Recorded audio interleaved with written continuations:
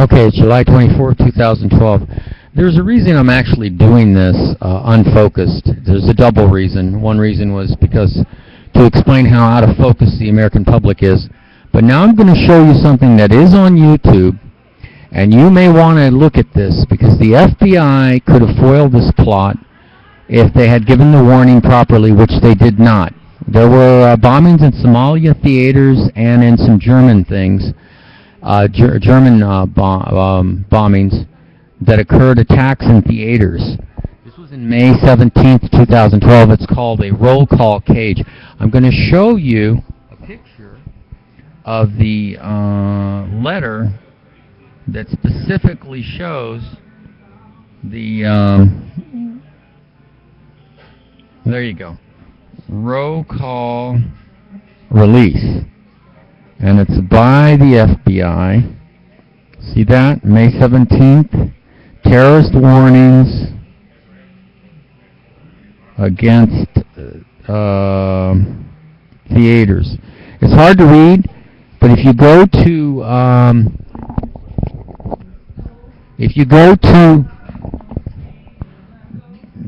Deutsch Sinse, D-U-T-C-H-S-I-N-S-E. If you go to Deutsch Sinse, which is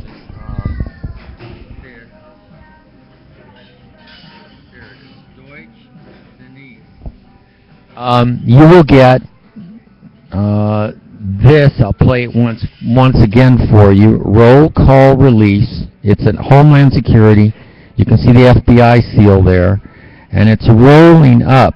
It was also on a cherry thing. Terrorist warnings about theaters being attacked. Now, it seems to me that if the FBI is so astute and perfect about doing things, why didn't they warn about this? Just like why didn't they had plenty of advance warning about 9/11, why didn't they?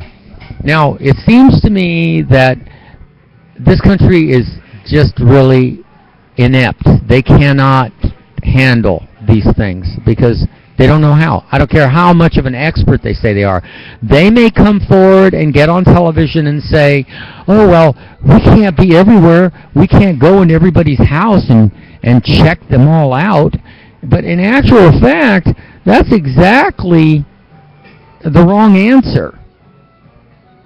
Because I'm sure flags should have been brought up when the guy bought 3,000 rounds.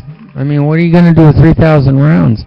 And of course, in a semi-automatic weapon, I tell you, that's a lot of, that's like holding a jackhammer trying to fire off 3,000 rounds.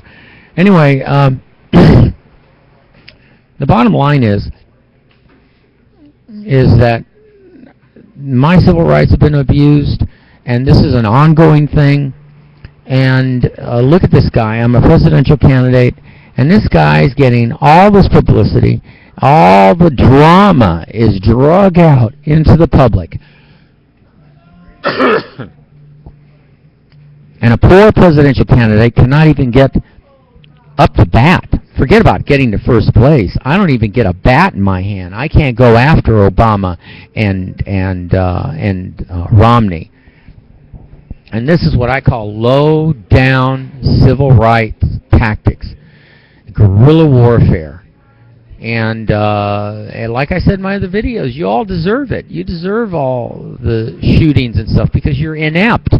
You don't know how to hire or elect the right leaders to actually put the right wheels into motion, to get the right sequential order things really going so that this kind of stuff won't happen. I've already told you. Go to VoteSmart, put in my name, HRM, Caesar St. Augustine, de Buonaparte, or just type in on your Google HRM CAESAR, and you'll get my whole name on the load below the bar. It'll catch me immediately, and you can just click on that, and you'll get me. Now, I'm sure showing the roll cage release is not a big deal now, although it can be made into a big deal. But the main media won't do anything of it, And the guy mentions on his video that as soon as they put it out there, it got iced immediately. So there's a guy named Speedy who's also roll caging the letter, actually literally just letting you read the whole letter on YouTube. So you can read to see that in Somalia, these theater attacks were happening. So this kid, who evidently is not talking to anyone, for obvious reasons, is probably had seen some of this take place on the news or whatever, and he wondered, you know, and coupled with the fact that he was a Batman's, you know, a fan of Batman, and a fan of the Joker, and a fan of the whole thing there, then, you know, coupled with all the other stuff that was going through the person's head, we have no way of knowing what really was going on here. Another thing that's really sad is that this very well could be some kind of ploy. First it was the Secret Service getting busted for the whores in South America, and now it's gun control, further gun control, when my solution would fix it permanently. And no one could get away with doing that kind of stuff. Robberies would be quelled at 7-Elevens. You know, all these robberies that involve guns would pretty much 99% of them would be down to nothing. Of course, there are additional laws that would accompany my research that shows not only is this possible, like if you go to VoteSmart, click on my name and go to the 2008, I delineate and tell you how many people I hold responsible for doing this to me. And this started way before 2008. We're now in 2012. And if you dig some more, you'll find in all of the stuff I did, on VoteSmart, I answered a political courage test. And that test shows that I knew and I offered the country this new idea of what to do with the gun problem without taking the guns from anybody and without adding these extra additional laws. But no one cares, especially Obama, and he certainly, by his political advisors, is going to say, don't you dare answer this guy, Caesar, because it will be the end of your political career. You will not be able to run, and actually you won't be able to get elected president if this guy is let loose from the bottomless pit that they have thrown me into, because that's what they did. They did it for over 3 decades, and now that their backs are against the wall, all they can do is come up with more legislation that's going to take more and more civil liberties and rights against you. Now you're going to have metal detectors at theaters, metal detectors in stores, metal detectors. Hey, if they really, this is really crazy, and it does sound like a conspiracy, because if they really wanted to get rid of a lot of people, I was releasing balloons in 2000. After 2001, I was releasing balloons with the possibility of a biviral threat being released by balloons and fire devices setting forest fires by releasing helium balloons. With these devices that would come down, and after they came down into a forest area, whatever, boom, they'd go off and they'd start big fires. Or some kid would touch this balloon that's laced with a very, like Ebola virus or something, and it would pass on to the person. The kid would go home, give it to their parents, and then they go to school and to work and give it, and it would start a total epidemic, a raging epidemic. So there are ways that can actually take care, do all this without all the guns. So this leaves a very big question mark in everybody's mind. What's the possibility that these conspiracy theories are actually right, that the government not only is trying to disarm the public, but they are treating people like me like dissidents were treated in Russia, and instead of hauling them away. You see, the fact that I'm very smart means that they spy on me, and they listen to all of these ideas, and they take all of my vocabulary, everything I've ever said over 3 years, and they put together a puzzle, because you can do that. Once you get enough words out of a person, you can figure out what they're saying or what they're holding back. That's used in terrorist when they're grilling terrorists to try to get information out of them. If you grill them long enough, over a long period of time, you will be able to put together a picture of what they're hiding from you. So that's another reason why they haven't done away with me. The fact that I'm a presidential candidate makes me not only a threat, okay, to them. They are really worried, super worried. They want me on the street. They want me with no possessions. They want me to commit suicide. They want me sick in the hospital. This leaves you with a lot of questions. Was there more than one person at that theater?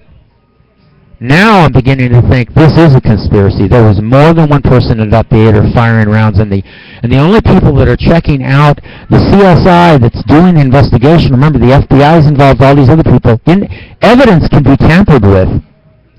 Wrong bullets can be dropped in the wrong places. All kinds of things can be covered up, and people who are working for them can be told, you shut up or else. They can hide things in this investigation. Ballistics, like I said, dropping a bullet, like in the Kennedy assassination, they said that some guy dropped by and dropped a pristine bullet on the stretcher in Parkland Hospital. Will we ever know whether the ballistics on that Italian 6.5 Carcano Italian bolt-action rifle were the actual bullets that passed through Kennedy? We'll probably never know any of that, because there are too many people involved and too many forces above those people who can threaten. So the Kennedy conspiracy, Robert Kennedy, Martin Luther King, all these conspiracies, Malcolm X, these are not conspiracies. This is part of what I'm talking about, this quantum matrix that I'm talking about, that I've already latched into. I've hooked into it. Not just using a computer, but using something else that is beyond any of planet Earth's technology. And I have this technology. I own it, okay? And the fact that I know all these things is scaring the hell out of them. So whatever they've been hiding from you, worse is coming. And it's retaliation for the damage that was done to me. It's retaliation on a cataclysmic global level. You won't believe me now, but you will soon. You should not have done this to me. You really should not have. And if anything, as soon as I started talking about this 2 years ago, you should have all good American citizens that claim that they're good Christians, that they have this spotless soul, that they're so perfect and they're so compassionate and they're so fantastic. You should have backed behind me before any of this happened, because now it's beyond, it's almost beyond my reach. It's just now getting beyond my reach to stop anything. I can stop it, but I'm now tempted to think I'm not going to stop it even if I could. This is a 24-hour warning. If I don't hear from somebody extremely powerful, extremely important, by 11:20 tomorrow, hey, you can save your own bacon from now on. You've tortured me enough. You've got 24 hours. See you later, out of focus, America.